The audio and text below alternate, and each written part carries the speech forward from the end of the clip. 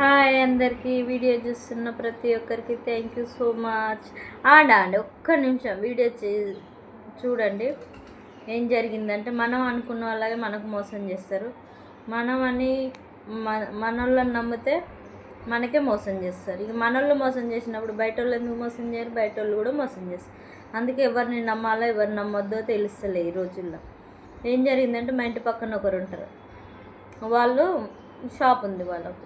అయితే వాళ్ళ తమ్ముడు వాళ్ళ ఆయన వాళ్ళంతా షాపులోనే పనిచేస్తారు. అయితే వాళ్ళ తమ్ముడు నిన్ను చెప్పజేయక ఊరికి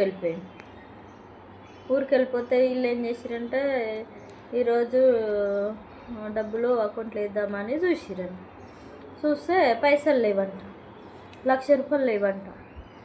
అయ్యో పైసలు లేవు ఏమైంది అని ఇద్దరు గొడవ పెట్టుకొని అలా తమ్మునికి ఫోన్ చేస్తే నేనేం తీసినా అది ఇది అని అన్నాను.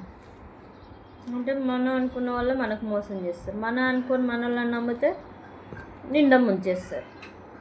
అయితే వాళ్ళ అమ్మకు వాళ్ళ ఇంకో అన్నకు వాళ్ళందరికీ చెప్పింది. వాళ్ళు గట్టిగా అడిగేసరికి నేనే తీసిన, నేను ఐఫోన్ కొనుక్కుందామని అని అన్నాడు. చెప్పినా చేయాలి, చేయక అట్లా దొంగతనం చేసి తీసుకొని ఊరికి వెళ్ళిపోయినాడు. వాళ్ళిద్దరు మస్తు గొడవ. మన వాళ్ళే మనకు మోసం చేస్తారు. ఇక మంది నీడ నమ్మతట్టున్నాం. మన వాళ్ళని మనల్ని నమ్మితే మనకే మోసం చేసి వెళ్ళిపోతారు. మంది అట్టనే ఉంటారు, మనోళ్ళు అట్టనే ఉంటారు. అందుకే ఎవరిని నమ్మాలనో ఎవరిని నమ్మొద్దో తెలియని రోజు. అందుకే ఎవరిని నమ్మకుండా మన జాగ్రత్తలు మనం ఉండడమే బెటర్ అని నేను అనుకుంటాను. Okay bye.